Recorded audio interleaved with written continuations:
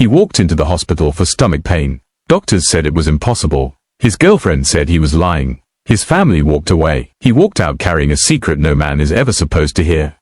But when he stepped out of that hospital, pregnant and alone, his life changed forever. By the end of this story, you'll question everything you think you know about life, identity, and survival. Stay till the end, because what happens next shocked the world. When David stepped out of the hospital doors that morning, the sun was already high, but he felt colder than he ever had in his life. People walked past him laughing, talking on phones, holding hands. None of them noticed the man standing still on the sidewalk, clutching a thin brown envelope, breathing like he'd just run miles. Inside that envelope was a single medical report. And inside that report was a truth no one, not his parents, not his girlfriend, not even David himself, ever imagined could be real. David Moore was pregnant, and he was completely alone. David was 25 years old. He worked as an assistant manager at a logistics warehouse, not glamorous, but steady. The kind of job his parents were proud of. The kind of job that made him feel like he was finally becoming an adult. He had plans. He was saving for a ring. He had a spreadsheet for a future house. He and his girlfriend, Aiden, talked about kids someday, always someday. David had always considered himself ordinary. Nothing dramatic, nothing unusual. He'd grown up quiet, responsible, invisible in most rooms. And that's why the first symptom didn't scare him. It was nausea. At first, he blamed the night shift. Then stress. Then bad food from the gas station. But the nausea didn't stop. Then came the fatigue, the dizziness, the strange tightening sensation in his lower abdomen. One morning, he threw up at work, violently, in the men's restroom. His supervisor stared at him and said, half joking, "Man, you look pregnant." Everyone laughed. David forced a smile. That night, he Googled his symptoms. The results didn't make sense. David didn't tell Evelyn about the appointment. He didn't want to worry her. The doctor was a middle-aged woman with calm eyes and a soft voice.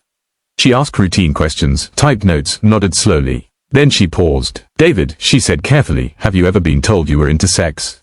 David blinked. "Into what?" She explained gently, too gently, that some people are born with internal reproductive organs that don't align with their external anatomy. It was rare, very rare, but not impossible. She ordered tests, blood work, imaging. David laughed nervously. "This is probably nothing, right?" She didn't laugh back. 2 weeks later, David sat alone in a sterile room staring at a screen.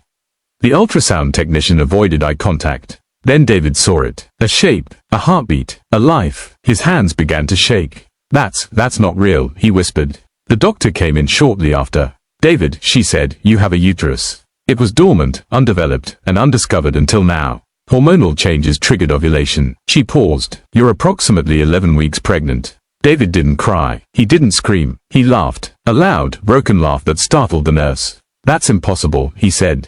"I'm a man." The doctor nodded. "I know." David walked out of the hospital with the envelope pressed to his chest like it was the only thing keeping him upright.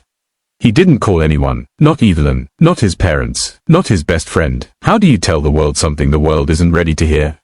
How do you tell your girlfriend that you are pregnant? That night, David sat on the floor of his apartment, staring at the wall until morning. And when Evelyn finally knocked on the door, smiling, holding coffee, David broke. Evelyn listened in silence as David spoke.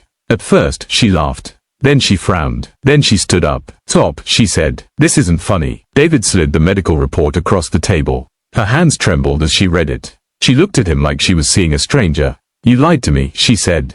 "No," David whispered. "I didn't know." Her voice rose. "You're saying you're pregnant. That's sick." David flinched. "I didn't choose this." Evelyn grabbed her bag. "I can't do this," she said.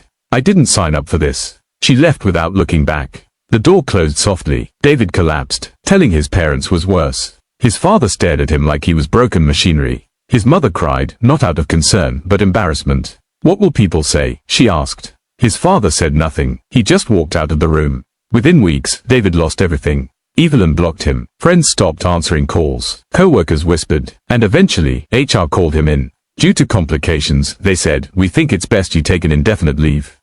He knew what that meant. David moved into a small studio apartment. He learned how to cook bland food. He learned how to sleep sitting up.